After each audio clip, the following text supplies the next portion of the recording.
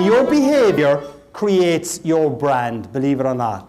How you behave determines what people say about you. What people say about you is what your brand actually is.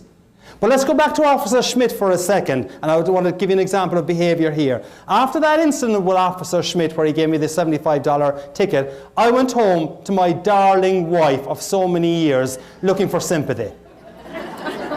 Did I get it? No. See, you women are all the same. So I'm sitting there at the kitchen table looking for sympathy and saying to my wife, well, do you know how many pints of Guinness I could get tomorrow for $75? Nothing. This is after 22 years of happy marriage. Now we've been married 29.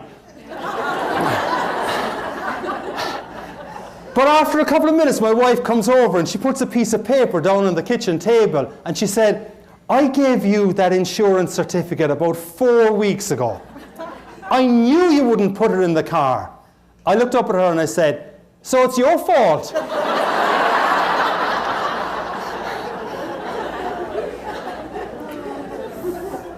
When I regained consciousness, the frying pan, as we call it back in Ireland, was in one hand, divorce papers in the other. But she didn't actually go through with the divorce proceedings though. But to this day though, and you men in the audience I know will be able to help me on this, I cannot convince my wife that it was her behaviour that was at fault.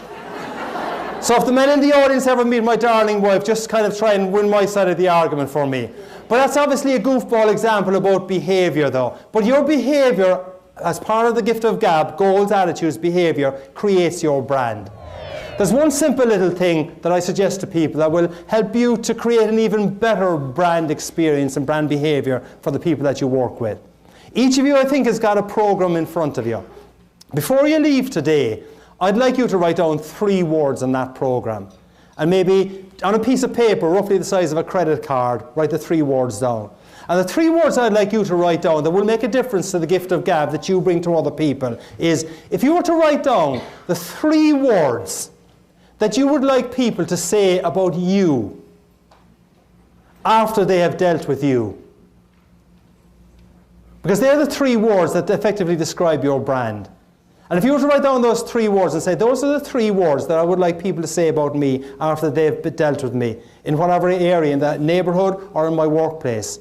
If you were to tear out that little piece of paper and put it into your credit card wallet or into your purse, so that when you go to the supermarket tomorrow or you go to the gas station and you open your credit card and you see those 3 words, you can ask yourself, hey, have I been faithful to those 3 words today?